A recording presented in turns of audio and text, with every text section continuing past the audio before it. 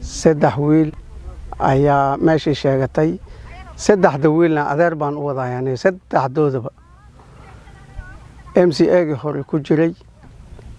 ayaa laba kale maanta guddi baan bixinay guddigii aan bixinay nin buu noo keenay ninkii asaga ahayaan ayidnay maaragtay waa inaad sidaa ogaatiin hadduu ilaahay yidhaahane Soomaali weyn ayuu kuula ka rabaa وهذين كورة كرهبا محمد زبير كورة كرهبا يعني سر كورة كرهبا وجاء صود كورة كرهبا وجاء استسوى مالك لو كورة كرهبا كل كوائن الأوقاتين هذا هدو مدح نقطه كل كل صو صار يمو أنت صو أمضوا وشغين وكين يا مدعوين هذون وأنا إني مسؤول له هدو إلهي ناقص كلك سيدي إذا وإناد أوقاتين بس صحافتها وحن أشيغينا سيدو محشومة مهد أشيغي أناقو ريعا لسرعة وريع ديويد وباشا هدنا الجيرات فرح أوضان أيا سدح مالين شريني وحن كشريني وحي المستقبل كالدنبي وسياسة دانيتو 2022 واي marka siyaasadda marka aan ka tashanay saddex bari baan tashanayna maanta gabagabada ay tahay alxamdulillah wax badan waan ka wada hadalnay odayaashii wixii dhanba laga hadlay consultation badan baan sameynay after consultation kaas aan sameynay ka dambe guddigii aan u bixinay oo hadleen oo mataqaanaa soo kala saareen maxshuumaaga iyo saddexda musharax result ay noo keeneen resultsna waxa ku soo baxay Mheshimiwa ambayo tunatarajia 2022 Mheshimiwa Ahmed Yusuf Khalif oo ku magac dheer Nalow sida awadeeto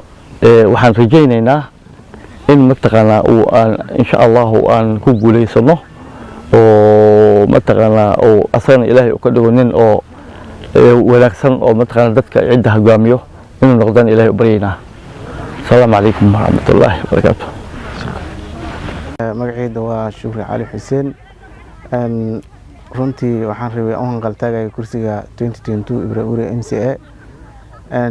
marka adiga process ayaa la maray oo cadaalad ah ma sha Allah process ka asagana waan ku qanacnay marka walaalkayna inaan la shaqeeyo diyaar aan u ahay waan garab taaganahay mar walba waan ku mahadsantiin imaashada noo imaateen meeshan aan fadhino ama aan joogno galabta waa Qumbi Wells location ka tirsan Wajir South Sub County Ibrahim Urey Ward meeshan uqaashi iyo odayaashii iyo culimadii reeca Nasir reer Farax Awdoon ayaa galabta meeshan iskugu imaaday waxaan fadhi lahayn labadii maalin oo la soo dhaafay Jimcaha Sabti iyo Axad oo galabta ah waxaan halkan iskugu nimid anaga oo ma arkino ka baaraan degayno qaabkii ma arkino doorashada 2022 aan qayb gali lahayn bariyahan dambe waxaad aad u soo badatay waxa la yiraahdo arrange democracy ama dimuqraadiga ma arkino oo qoys ama reer iyo jifa la soo bixinayo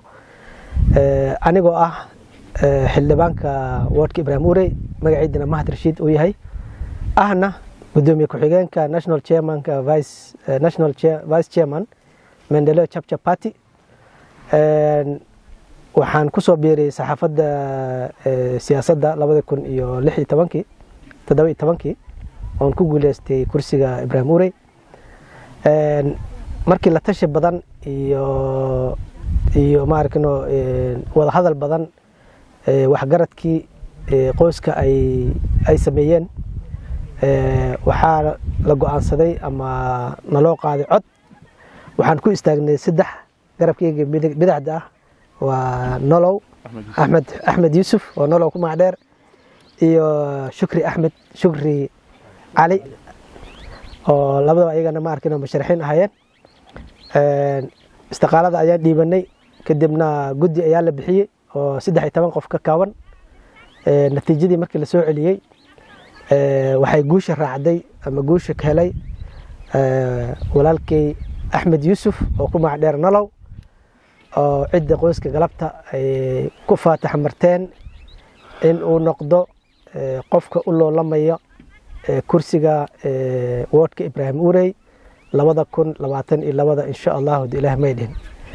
aad baan ugu faraxsanahay ani ahaantayda waad garan kartaan ninka xilka u hay hadii la yiraahdo waa laga wareeji xawo maxay u egtahay in dadka ay dhahaan see dareemaysa wallahi aad baan u faraxsanahay aad baan u dareemayaa farax sababtoo ah kursigan waqtiga ani aan u loolamay laba nin oo walaalahay sida oo kale ayaa ayagana yaa jecleystay ayagana kadib way tanaazuleen anigana maanta inaan tanaazulay waayo wax weyn ugu ma aha waayo shalay qof ay tanaazuli anna maanta inaan tanaazulo waa ma arkino waa shay aad muhiim u ah oo ma arkino dhiirigelin nasiinayso berito dadka kala imaan doona ayagana in sida ay ku dhiiradaan kulli laba codsi ayaan insha Allah ayaan odayaasha iyo waxgaradka aan u sheegtay aniga shakhsi ahaan mid u horo walaalkay galabta ma arkino la soo qaaday in xisbiga aniga aan ka ahay gudoomiye ku xigeenka Mandelo Chapchap Party oo ku soo loolamo oo ku tartamo awalan taas weeyaan waxa kale ayaan codsi aan sii dhiibanayaa haduu Ilaahay naftan u gaarsiiyo 2027 in ay ma arkino isiyaan in aan u loolamo xisbi maxalli jiray kursiga koonfurta Wajeer ama Wajeer South constituency member of parliament in insha Allah ay ballan qaadaan taayideena waan ay ballan qaadaan insha Allah 2022 waa ka nasanaya siyaasadda laakiin 2027 oo ku soo noqonaya waxaan rajaynayaa jaga tan hadda MCA ma ka weyn oo MB ga in aan kula lama intaas ayaan war saxaafada ku soo koobaya alxamdulillah ilaahay subhanahu wa ta'ala ayaa mahad iska leh shay walba oo muwaafaqad lagu raadiyo oo niyo fiican lagu raadiyo ilaahay wuxuu garab u yahay kuwa qalbiga wanaagsan oo qalbiga fiican waxa farxad weyn ah nin hadda MCA ah current MCA with again xafiiskiisa ka dhiman tahay muddo 7 bilood ah in uu ku qanco maartay go'aankii ay gooyeen dadkii ehelkiisa oo shalay asaga u dhiibay marka waxaan leeyahay maxshumo Mahad Rashid walaalkay waad mahadsantahay jazaakallah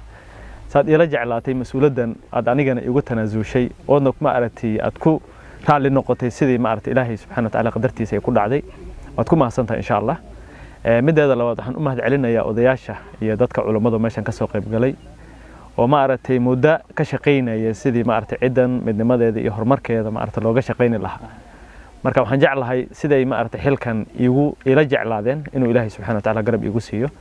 mideeda labaadna waxaan rajaynay maartay inaan maartay xilkan ka soo bixi doono mas'aan ku dadaali doono inaan u dhawaado cadaaladda insha Allah mideeda kale insha Allah waxaan leeyahay reer Wajeer qaasatan reer Wajeer South qaasatan reer Ibrahim Urey waxaan leeyahay walaalayaal hadda mas'uuliyadda ii dhiibtaan mase Ilaahay haduu ka raali noqdo aad garab igu siisaan inaan cadaalad fali doono dhulkii iyo dadkii insha Allah project walba mase arin walba oo wardka uu leeyahayna inaan ka shaqeyn doono insha Allah habeen 24 saac habeen maalin inaan tolkayga u taaganahay oo macnaha